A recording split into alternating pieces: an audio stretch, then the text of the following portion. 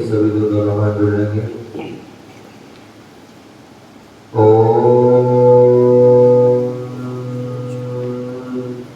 नमः सिद्धेभ्यः।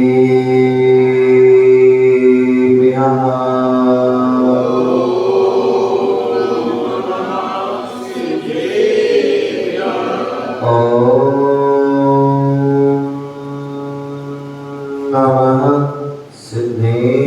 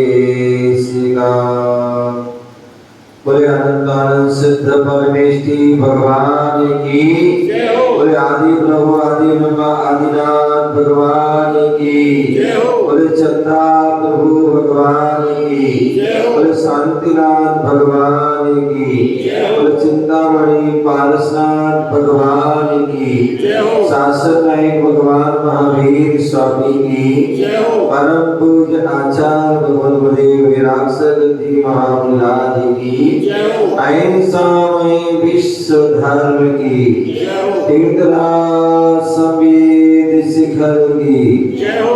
उपाध्याय श्री विशोक सागर जी महाराज की जय हो। श्री विनिघोष सागर जी महाराज की जय हो।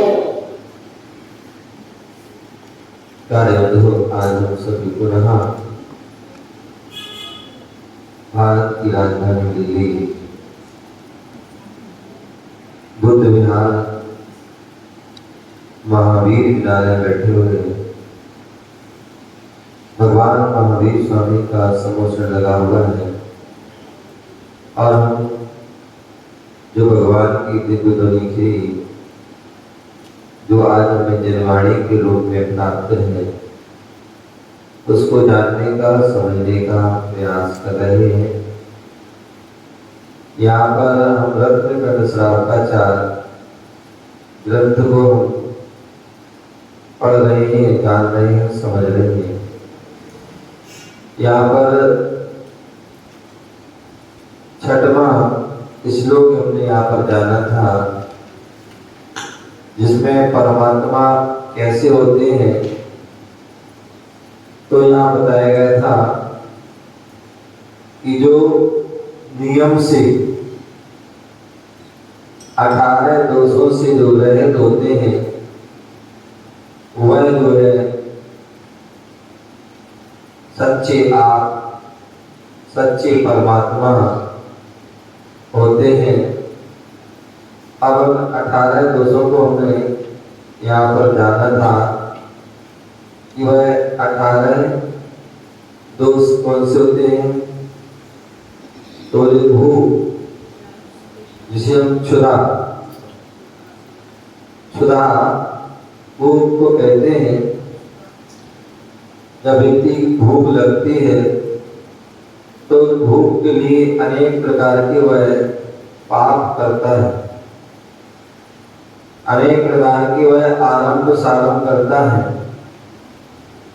लेकिन जहाँ भूख ही नहीं है तो फिर किसी प्रकार का जो है कोई पाप आरंभ सारंभ आदि कुछ भी नहीं होता है। और एक कारण कि भगवान की जो है भूख नाम का जो दोष, क्षुधा नाम का जो दोष वह दूर हो गया है। पिपासा, और जहाँ भूख ही नहीं, प्यास कब लगती है? जब व्यक्ति कुछ खाता पीता है, जब कुछ खाए पिया नहीं है तो फिर प्यास भी नहीं लगती है।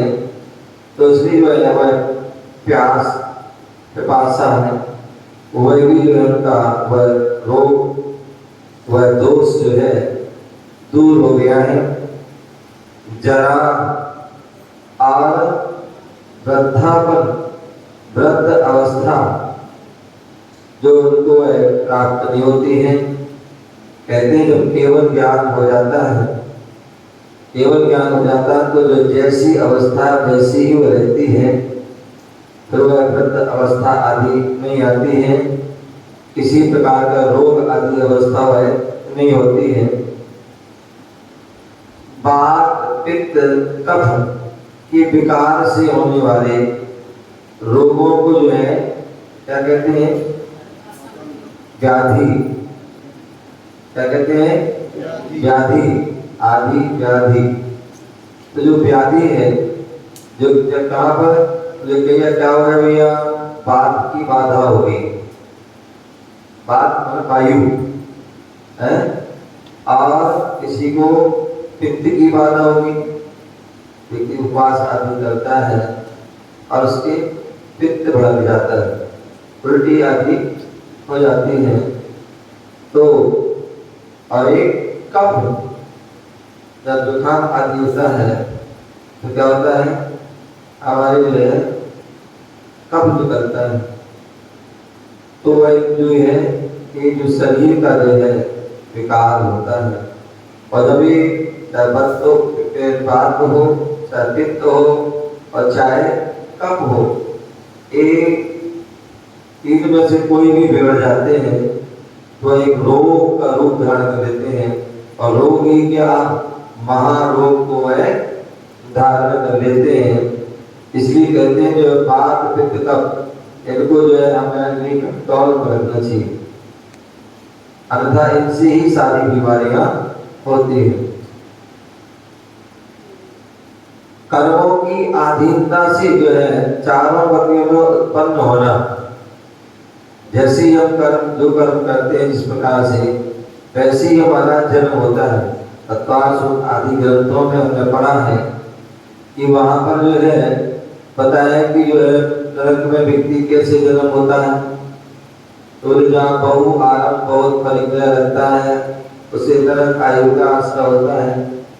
जहाँ मायाचारी छल कपट करता है वहाँ वह त्रेंच गति को प्राप्त होता है। जो स्वभाव से मानव मृदु आदि स्वभाव होता है वह मनुष्य आदि की प्राप्ति होती है। और जहाँ शराब संयम आदि जो है अवस्था होती है वह देव आदि गति को वह प्राप्त हो जाता है। और जहाँ इन सारी जो है अवस्थाओं से परे हो जाता है तो वह व्यक्ति जो है सिद्ध अवस्था को, मोक्ष आदि अवस्था को प्राप्त करता है।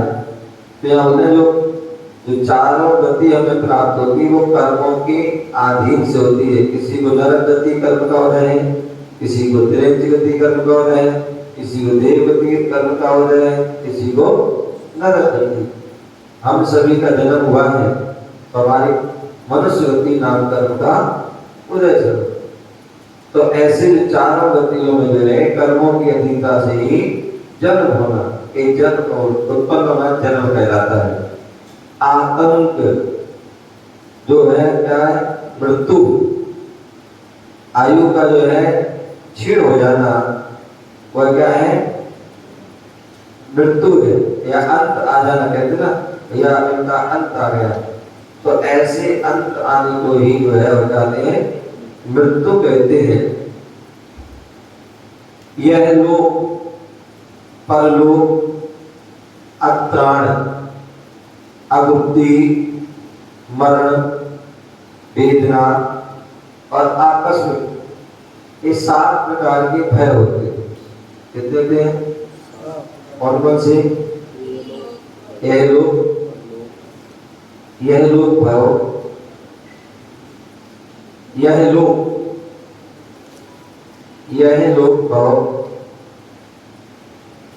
यह लोक भय, परलोक मतलब इस लोक में भय होना, ऐसा ना हो जाए, ऐसा ना हो जाए, ऐसा ना हो जाए, ये क्या है? यह लोक। परलोक में जो है दूसरी अवस्था में जाएंगे, वहां क्या होगा, कैसे होगा आदि जो है उसका भय होना। आत्राण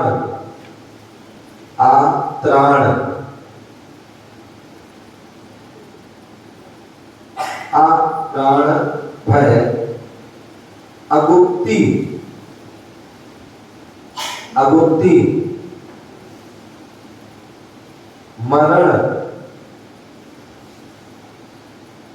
मरण वेदना और आकस्मिक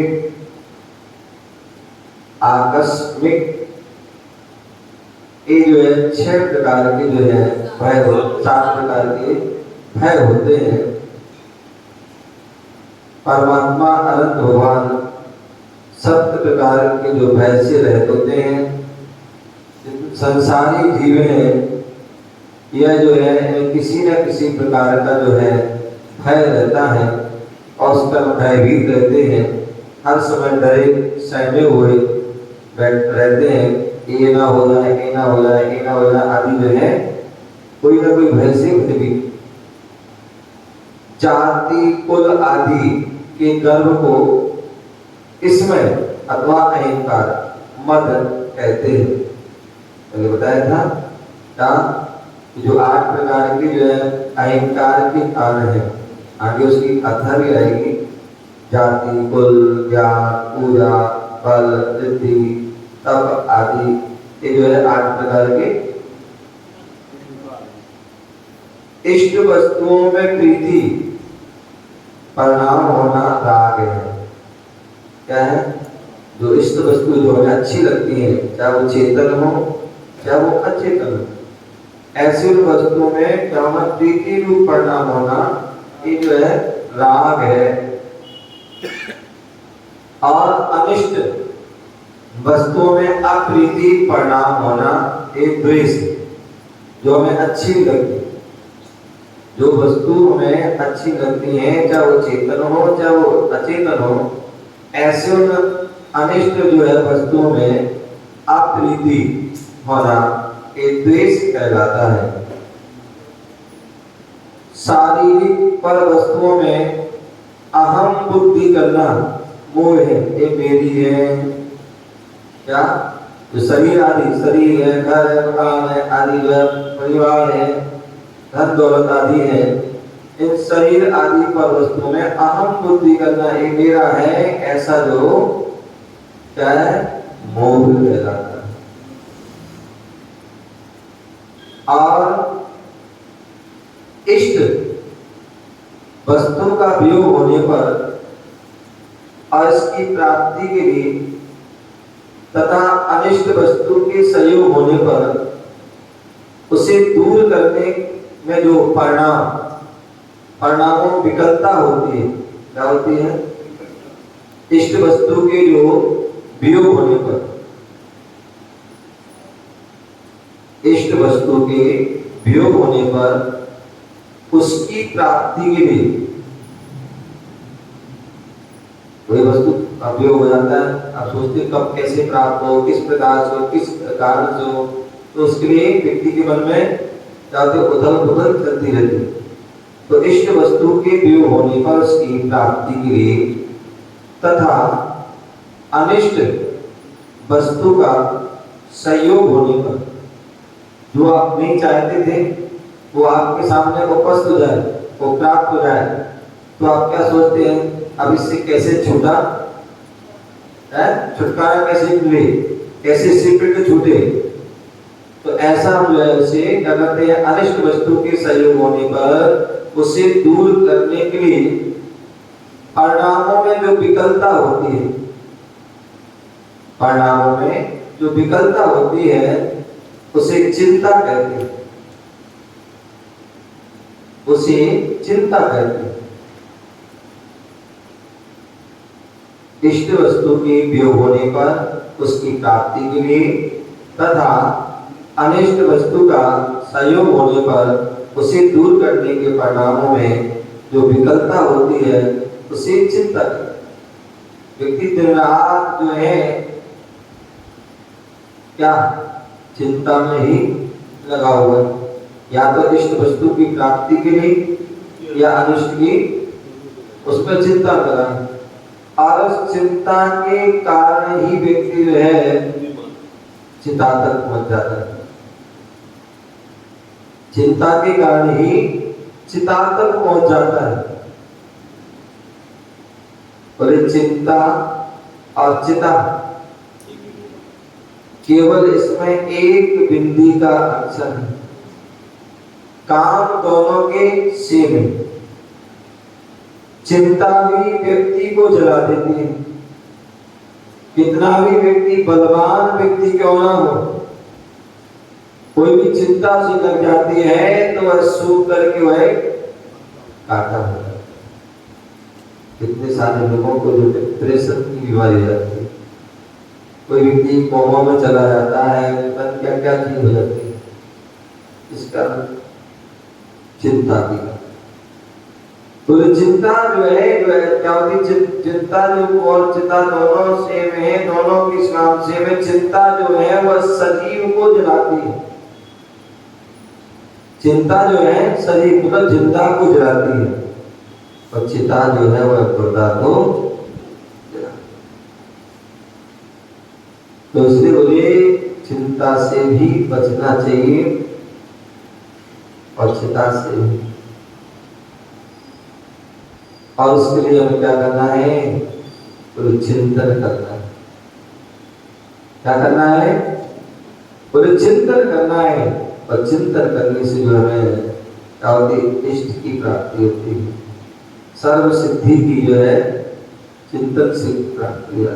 इसलिए कभी भी जो है क्या करना है, बोले कभी भी जो है चिंता नहीं करनी, चिंतन।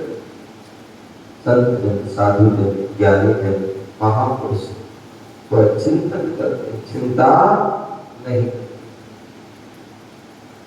अनिष्ट वस्तुओं का समागम होने पर जो अप्रसन्नता होती है,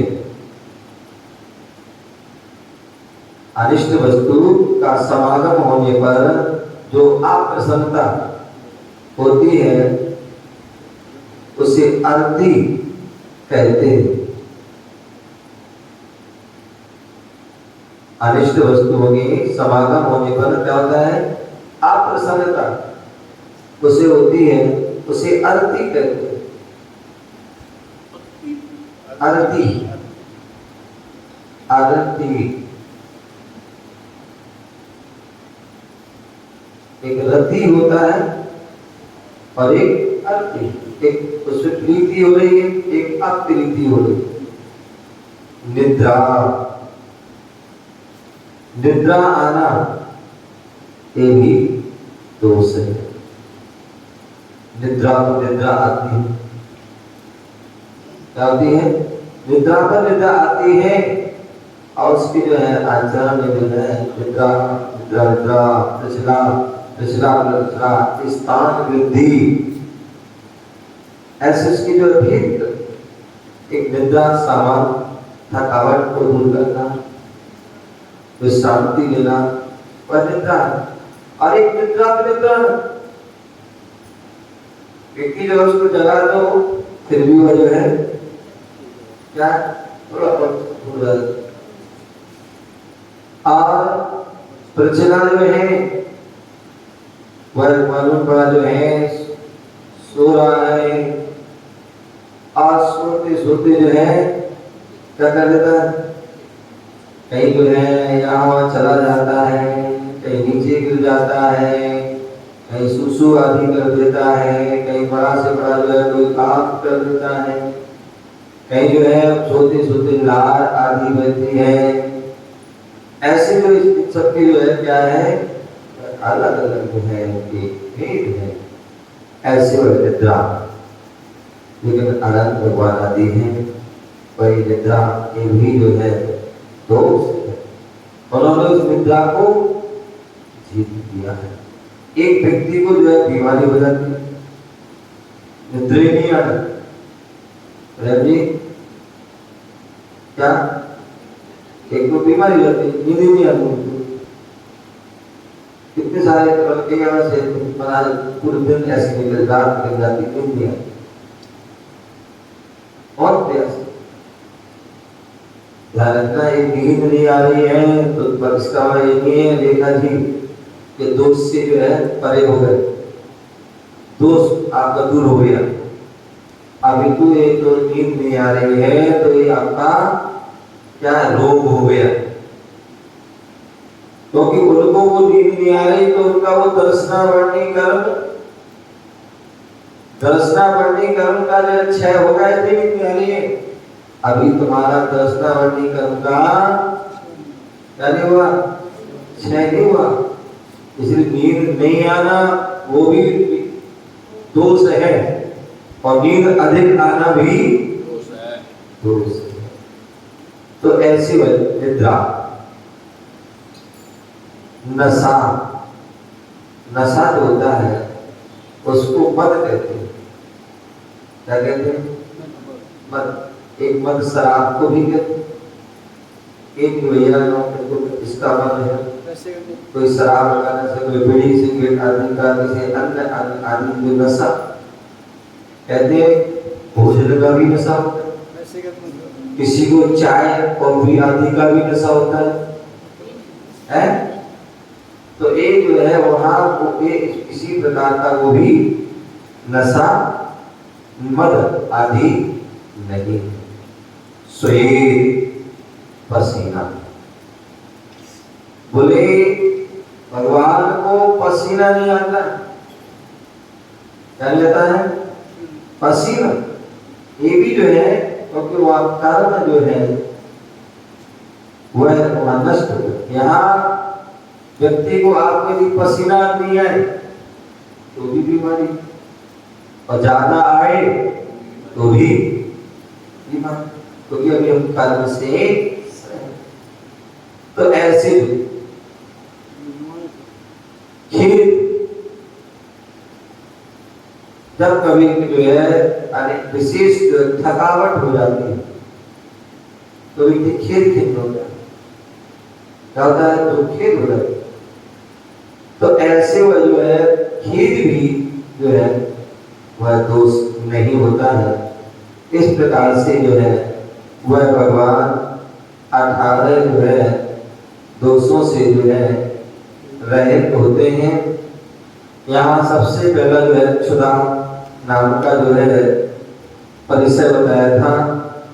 तो बोले जो है भगवान जो है उन्होंने जो है वेदनी आदि का मोहिनी कर्म आदि को क्षय कर दिया है, इसलिए जो है उनको क्या है, भोजन आदि की व्याधा नहीं होती है।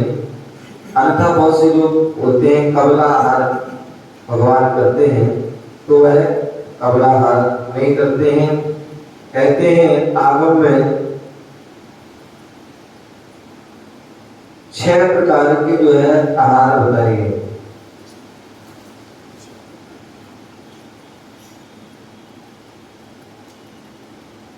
छह प्रकार के आहार।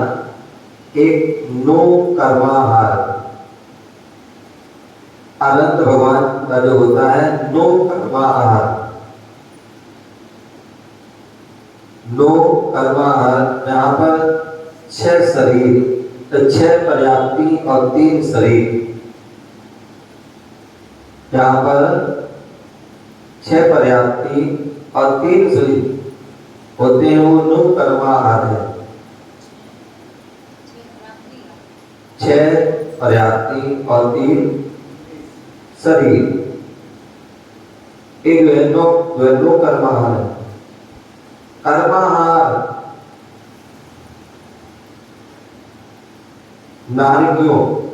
नारकी जीव होते हैं उनको कर्माहार, क्योंकि कर्म जो है कर्म का फल वहां पर नरक आदि में भोगना पड़ता है। देवों का मनसाहार, मन में सोचते हैं और जो है अमृत झर जाता है, तो मनसाहार। मनुष्य और पशुओं के कबलाहार, विरास आदमी भोजन होता है वह कबलाहार। मनुष्य और त्रियंचों की कबलाहार होता है। अंडस, जो अंडे से उत्पन्न होने वाले पक्षी आदि हैं उनका ओज आहार। ओज जैसे मुर्गी होती है अंडे पर जो क्या करती है अपनी ऊष्मा देती है, उससे वह अंडा विकसित हो जाता है, तो वह ओज आहार। वृक्षादि वनस्पति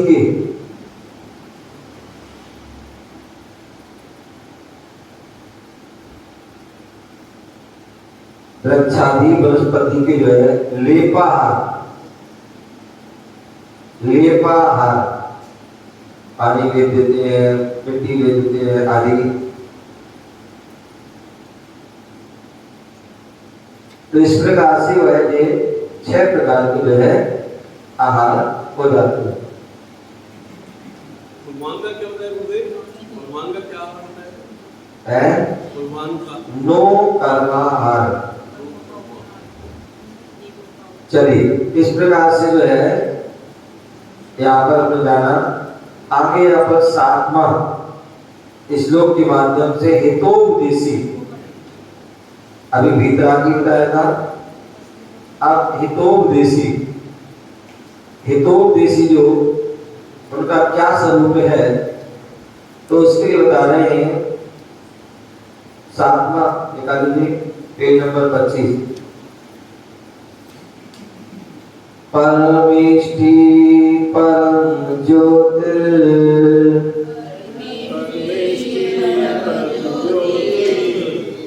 परमेष्टि परम ज्योतिर्।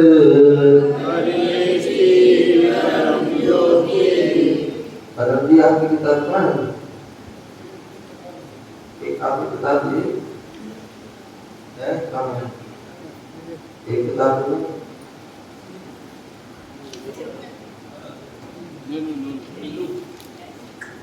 इसलिए कहते पहले आइए और पहले पाइए। क्या बोले? पुनः परमेष्टि परम ज्योतिर्, परमेष्टि परम ज्योतिर्। विरागो विमलाकृति,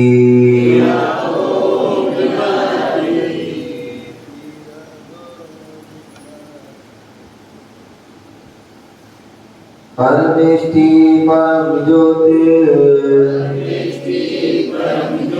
विरागो विमलाकृति, सर्वज्ञो नादि मध्यन्ता,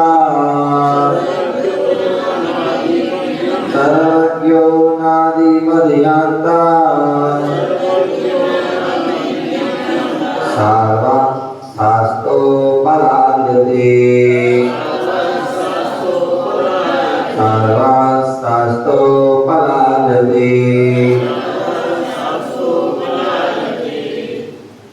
देखो पढ़िए सभी लोग।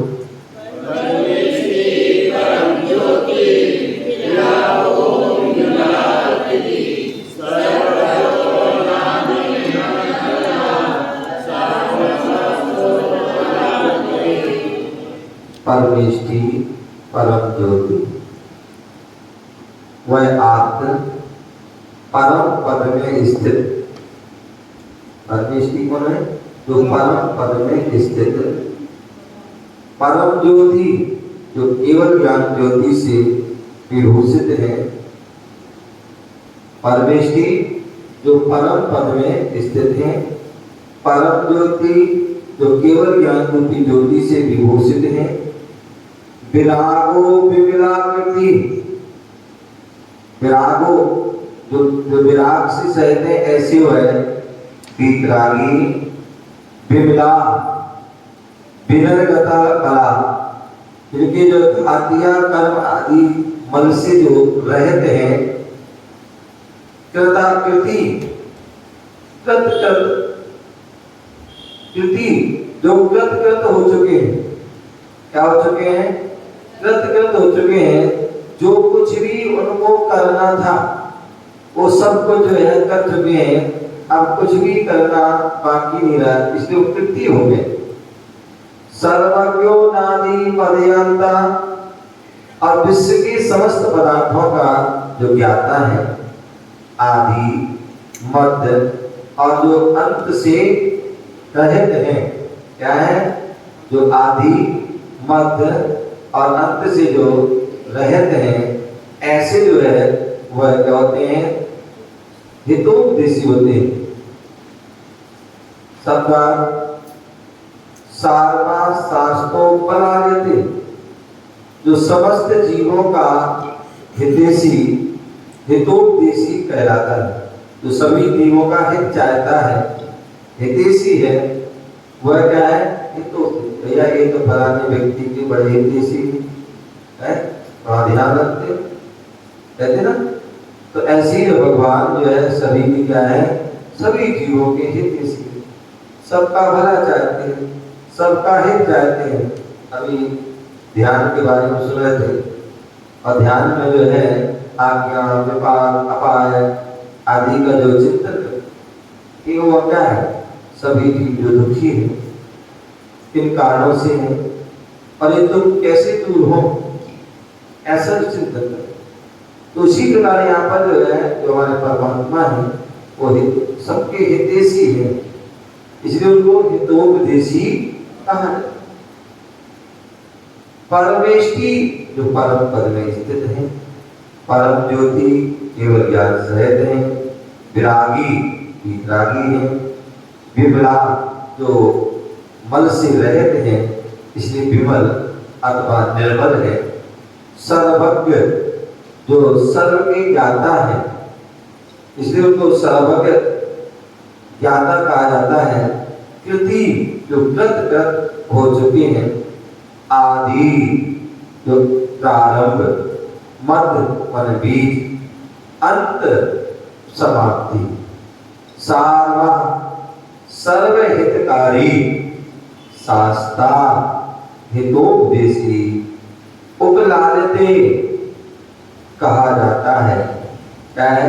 ये जो विशेष जीवन के जो है गुण यहाँ पर बताए गए हैं।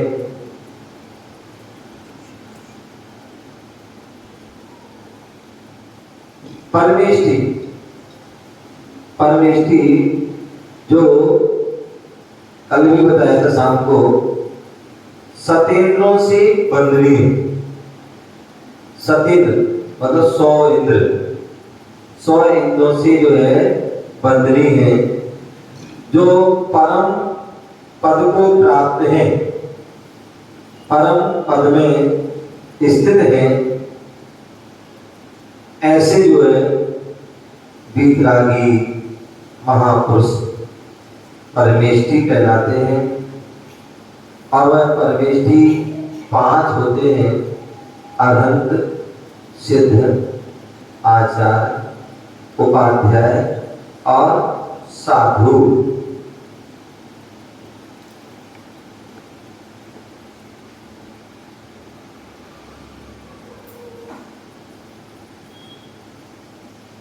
परम ज्योति, परम ज्योति जो सर्व विश्व के, जो सर्व सभी विश्व के चराचर पदार्थ, विश्व के चराचर पदार्थ जिस निरावरण ज्ञान में, जिस निरावरण हम निरावरण, कोई आवरण नहीं ज्ञान पर। हम सभी के ज्ञान पर क्या है? आवरण पड़ा है, पर्दा पड़ा है, जिसके कारण हमें जो है वो ज्ञान प्राप्त, कर्म का पर्दा पड़ा हुआ है, जिसके कारण हमें ज्ञान नहीं हो पाता। लेकिन भगवान का ज्ञान कैसा है? तो विश्व के चराचर पदार्थ जिस निरावरण ज्ञान में प्रतिबिंबित होते हैं, दिखते हैं, झलकते हैं, उस केवल ज्ञान को परम ज्योति कहते हैं। सर्वत्र विश्व के चराचर पदार्थ जिस निरावरण ज्ञान में प्रतिबिंबित होते हैं, उस केवल ज्ञान को परम ज्योति कहते हैं। सामान्य दीपक होता है, उससे क्या होता है? हमारा ज्ञान होता है, प्रकाश होता है। लेकिन वह दीपक कब तक है? जब तक तेल है, बाकी है तब तक।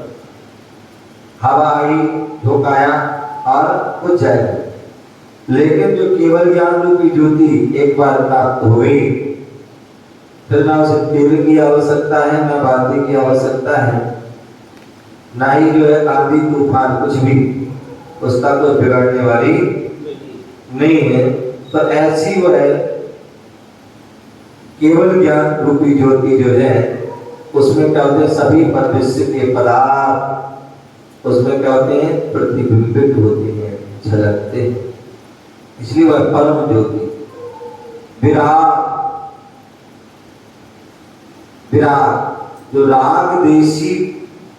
जो राग देश आदि विभाव परिणति के अभाव होने को,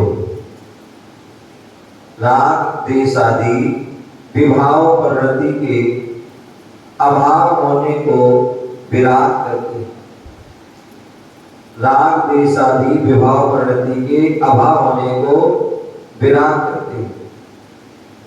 एक विभाव होता है और एक स्वभाव होता है। क्या? एक विभाव होता है, एक स्वभाव होता है। गुस्सा, क्रोध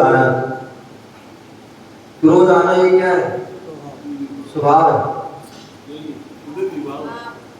विभाव क्या है? क्रोध आना विभाव है, अभिमान आना विभाव है, अहंकार, मल, छल, कपट, मायाचारी करना विभाव है, लोभ आदि करना विभाव है। और ये विभाव छूटता है, क्या रहता है? छूट जाता है। लेकिन स्वभाव हमेशा साथ रहता है। क्षमा करना एक स्वभाव है, यहाँ भी रहता है और सिद्ध अवस्था होने पर भी रहता है। नम्रता, विनय ये स्वभाव, ऋजुता, सरलता स्वभाव, संयम हमारा स्वभाव है, तप, त्याग आदि स्वभाव है। ये सब क्या है? पवित्रता हमारा स्वभाव। तो राग द्वेष आदि विभाव परिणति के अभाव होने को विराग कहते हैं। जब तक राग द्वेष का जो है सद्भाव रहेगा, जब तक राग द्वेष का सद्भाव रहेगा, तब तक आपको वैराग्य नहीं हो सकता है। आप तब तक कुछ भी नियम संयम को धारण नहीं कर पाओगे। और जैसी राग द्वेष कम होगा, उसका अभाव धीरे धीरे होगा, आप वैराग्य की ओर कदम बढ़ेंगे। विमल घातिया कर रूप बल के अभाव से, घातिया कर रूप बल के अभाव से प्राप्त निर्बलता को विमल कहते हैं। घातिया कर्म रूपी बल के अभाव से प्राप्त निर्बलता को विमल कहते हैं। भगवान घाती कर्म से रहित हो गए। घाती कर्म जो हमारे जो है गुणों का घात करता है, वो घाती कर्म। जो ज्ञान गुण का घात कर रहा है, दर्शन गुण का घात कर रहा है, शुद्ध गुण का घात कर रहा है, जो सम्यक आदि गुण का घात कर रहा है, जो अनंत शक्ति आदि का घात कर रहा है, ये जो है क्या है? घातिया कर्म। तो घातिया कर्म रूपी मल के अभाव से निर्बलता प्राप्त होती है। आप सभी प्रतिदिन स्नान करते हैं, क्यों करते हैं? क्यों करते हैं? हमारे जो शरीर में जो है मल लग जाता है, धूल आदि लग जाती है, पसीना आदि होता है, उसको जो है हम उससे फ्रेश होने के लिए क्या करते हैं? स्वच्छ होने के लिए स्नान करते हैं। क्योंकि हम कर्म से रहते इसलिए ये सब होता है, और वहां कर्म से रहित हो गए इसलिए उनकी कोई स्नान आदि की भी आवश्यकता नहीं होती, क्योंकि वो मल से रहते। तो इसलिए घातिया कर्म मल के अभाव से प्राप्त निर्बलता विमल है। कृति, कृति विश्व के समस्त हेयोपाधि, विश्व के समस्त हेयोपाधि, हे उपाधि, हे माने छोड़ना, उपाधि माने ग्रहण करना। जब भी हम स्वाध्याय करते हैं, अच्छी बातों को सुनते हैं, तो उसमें क्या होता है? या शास्त्र आदि पढ़ते हैं तो उसमें क्या होता है? एक तो हमें ये हम सारी बातों को जानते हैं, जानने के बाद अब उसमें क्या छोड़ने योग्य है और क्या ग्रहण करने योग्य। तो हे उपाधि, हे और उपाधि, तो विश्व के समस्त हे उपाधि रूप तत्वों के विषय में, हे उपाधि रूप तत्वों के विषय में पूर्णता प्राप्त होने को, हेयोपाधि रूप तत्वों के विषय में पूर्णता प्राप्त होने को कृति या कृत कहते हैं।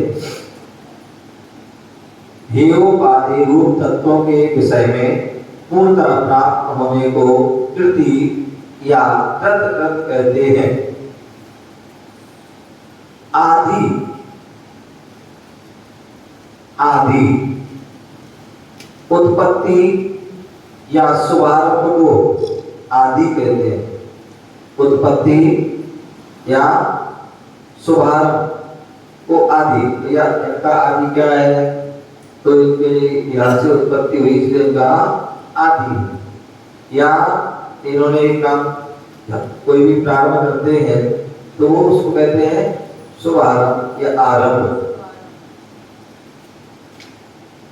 उत्पत्ति या शुभारंभ को आदि कहते हैं। मध्य किसी भी कार्य या वस्तु के बीच की अवस्था को, किसी भी कार्य या वस्तु की बीच की अवस्था को मध्य कहते हैं। जैसे मान लो 1 से 100 तक गिनती पड़े, 1 बोल दिया और 100 बोल दिया, तो 1 जो है उसका आदि हो गया, 100 अंत हो गया, और बीच का जो है मध्य हो गया। तो किसी भी कार्य वस्तु के बीच की पूर्णता को मध्य कहते हैं। अंत पूर्णता या परिसमाप्ति को, पूर्णता या परिसमाप्ति को अंत कहते हैं।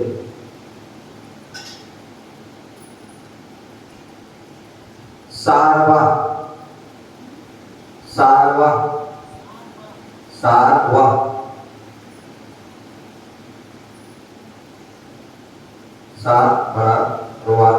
ताकि एक और विसर्ग। सारवा विश्व के समस्त प्राणियों के, विश्व के समस्त प्राणियों के हितैषी, हितैषी सर्वज्ञ भगवान को सारवा कहते हैं।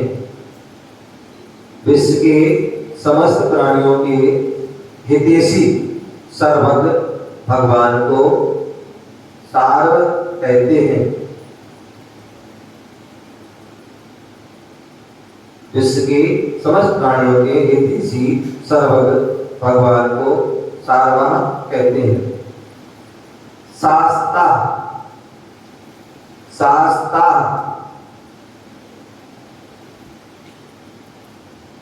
शास्त्रा, शास्ता, समग्र विश्व के प्राणियों के,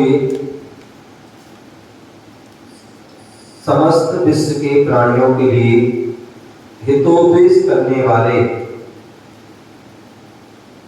समग्र विश्व के प्राणियों के लिए हितोपदेश करने वाले सर्वज्ञाता वीतरागी अनंत भगवान को शास्ता, शास्ता कहते हैं। समग्र विश्व के प्राणियों के लिए हितोपदेश करने वाले सर्वज्ञाता वीतरागी अनंत भगवान को शास्ता कहते हैं।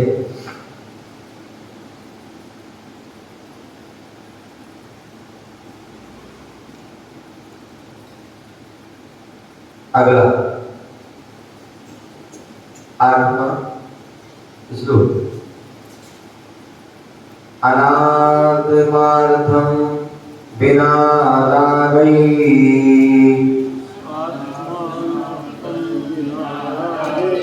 अनात्मार्थं विना रागै,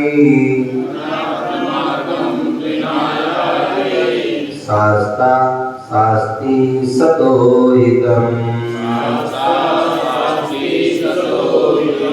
शास्ता शास्ति सतो हितम्, ध्वनं शिल्पी करस्पर्शान्,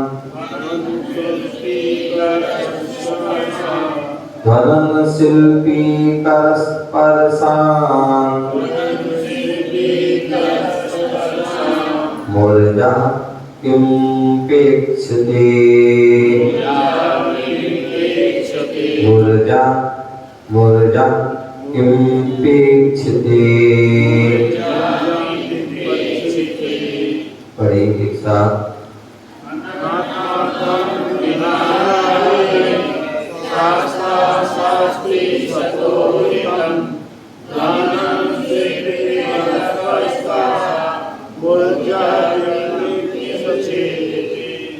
तो यहाँ पर बोला भगवान का उपदेश कैसा होता है, तो बोले जो है शास्ता अनात्मार्थम, सर्वहितोपदेशी अपना जो सर्वहितोपदेशी भगवान है वो अपना स्वार्थ ना होने पर भी बिना रागी और वीतराग भाव, राग के बिना तो वीतराग भाव से सतो हितम शास्ति, सज्जन पुरुषों को हित का उपदेश देते हैं। जो सर्वज्ञ वीतरागी हितोपदेशी भगवान है, अपने स्वार्थ न रखते हुए, राग आदि न रखते हुए भी बिना रागी वीतराग अवस्था भाव से सतो हितम शास्ति, सज्जन पुरुषों को हित का उपदेश देते हैं। कैसे?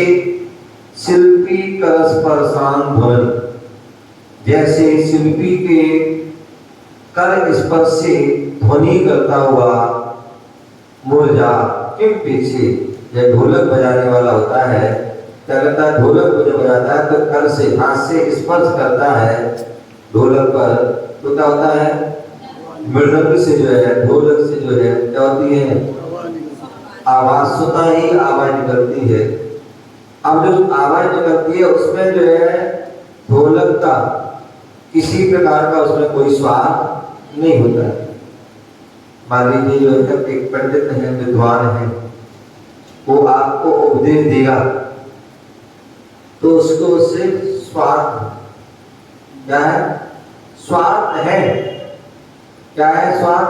कि भैया इससे हमें जो है हमारे लिए जो है रुपया पैसा आदि मिलेगा, वस्त्र आदि मिलेंगे, भोजन आदि मिलेगा, है? और व्यक्ति जो विद्वान है किसी भी चीज के, उनको कोई ना कोई अपेक्षा, लेकिन वह भगवान के लिए जो उपदेश कर रहे हैं उन्हें किसी प्रकार की कोई अपेक्षा नहीं कि मैं उपदेश दूंगा तो हमारे लोग भक्त होंगे, हमारी सेवा करेंगे, हमारा ध्यान रखेंगे, हमारी पूजा करेंगे आदि, किसी प्रकार का कोई जो है कोई अपेक्षा नहीं। शब्दार्थ अनाथ माध्यम और निष्भोजन, बिना मान रहित, राग और प्रीति,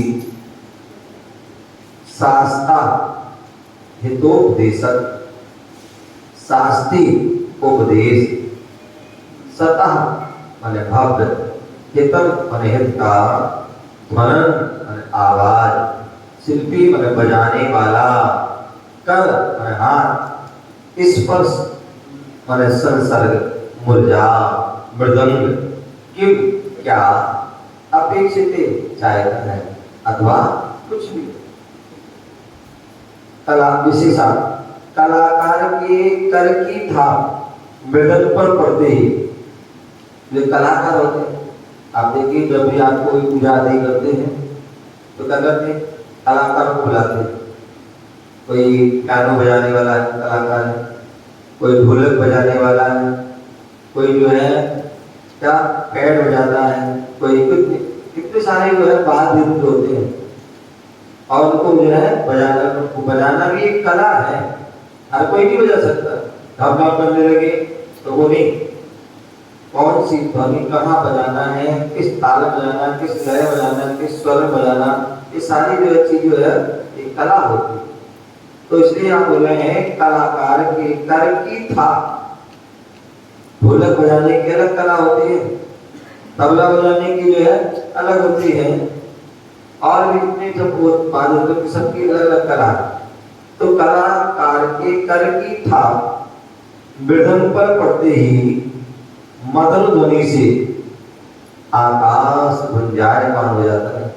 क्या होता है, यहाँ पर संगीत बजने लगे पूरा क्या होता है, हॉल क्या होता है, गुंजायमान, अथवा खुले में बजने लगे तो पूरा जो है चारों तरफ जो है गुंजायमान हो जाता है, वातावरण जो है शुद्ध हो जाता है। उसी प्रकार एक वितरागी सर्वज्ञ हितोपदेशी भगवान की जो जब दिव्य ध्वनि करती ओम का रूप, जब दिव्य ध्वनि करती है तो वह कैसे करती है, निस्वार्थ भावना से, भविभागन जोगी बसाए। क्या होती है, जो भव्य जन होते हैं, भव्य जन अभव्य नहीं, क्या दीपक जी, भव्य भगवान की वाणी गिरती है, गुरुओं की वाणी गिरती है तो कब किसकी गिरती है, भव्य जीव की, अभव्य की नहीं। भव्य जीव जो है कैसा होता है, सावक मटके की तरह, और अभव्य जीव फूटे मटके की। फूटे मटके में पानी भरोगे क्या हो जाएगा, रहेगा, इसका कोई प्रयोजन नहीं है, निष्प्रयोजन, देखा। और सावक मटके में भरोगे तो लाभ होगा। उसी प्रकार अभव्य को उपदेश दोगे तो उससे कोई लाभ होने नहीं वाला। अपनी भैंस के आगे बीड़ बजाओगे तो क्या करेगी, हैं, उससे कोई लाभ होने वाला नहीं। तो इसलिए जब भी कीर्तन करता, हे भव्य प्राणी, भव्य जीवों की उपदेश, क्योंकि भव्य जीव ही उपदेश को दान कर सकता है, तो वही तो जो है सम्यक दर्शन, सम्यक ज्ञान, सम्यक चारित्र प्राप्त कर सकता है। तो भव्य, तो इसलिए भवि भागन जोगी बसा, भव्य जो जीव की जो है बस से ही, उसके योग से ही क्या होता है, चित्त ध्वनि करती है। भव्य आत्माओं के हितार्थ समुद्र में मध्य में द्वादश सभाओं के बीच में विराजमान समस्त जीवों के उपकार में भगवान की वाणी कीर्ति है। क्या होती है? दिव्य संपोषण होता है और दिव्य संपोषण में 12 सभाएं लगी होती है। क्या होती है? 12 सभाएं क्रम क्रम से, ऐसा नहीं कोई कहीं बैठ जाए। वहां पर जो है एक मुनियों की सभा होती है, उसमें मुनि ही बैठेंगे, उसमें श्रावक श्राविका आदि कोई नहीं बैठ सकता। मुनि 4 जो है प्रकार के देव होते हैं, उन 4 प्रकार के देवों की जो है सबकी अलग अलग सभा होती है। पौर्णमासी की अलग, यंत्र की अलग, ज्योतिष की अलग, कल्पवासी की अलग। इसी का 4 प्रकार की जो देवियां, उन 4 प्रकार की देवियों की भी अलग। आरिका, आरिका जो बात होती है, आरिका और श्राविका की उनका एक सभा होती है। मनुष्यों की एक सभा होती है, जहां मनुष्य होते हैं, चाहे वृद्धि हो चाहे अवृद्धि हो, वो सभी मनुष्य है, चाहे क्षुल्लक, एलक, प्रतिमाधारी, सम्यक दृष्टि, गृहस्थादि, वो सब एक सभा। और एक सभा में क्या होते हैं? त्रियंश, उनका भी कोठा होता है, वो भी हकदार है वाणी सुनने के। तो इस प्रकार से 12 सभा, 12 सभा के मध्य में जो है क्या होते हैं? दंतकुटी के ऊपर कमल होता है और कमल के ऊपर 4 अंगुल जो है भगवान राज। तो ऐसे जो है भगवान राज, और ऐसे जो है सभी जीवों के लिए उपकार के लिए वाणी करती है। कहीं पर जो है 4 बार का उल्लेख मिलता है और कहीं पर 3 बार का उल्लेख मिलता है।